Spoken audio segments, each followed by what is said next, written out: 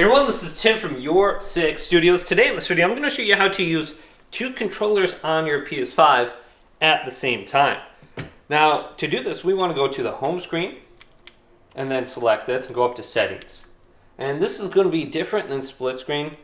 And we want to go to accessibilities, then go down to controllers and go to the right and go to use second controller for assistance. Use the second controller as an assist controller to let you and another person use two controllers as if they were a single controller.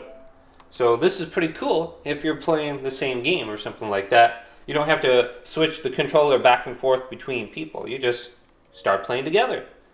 Now, maybe you have an issue where, I don't know, something happens and you can't use the controller and you got a second controller right there.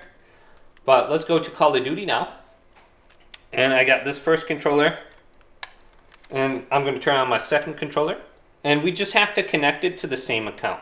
So choose the same account you're using. I'll say assign assist controller. So what I could do, this is really weird, but I can run around with this controller and then look with the other controller.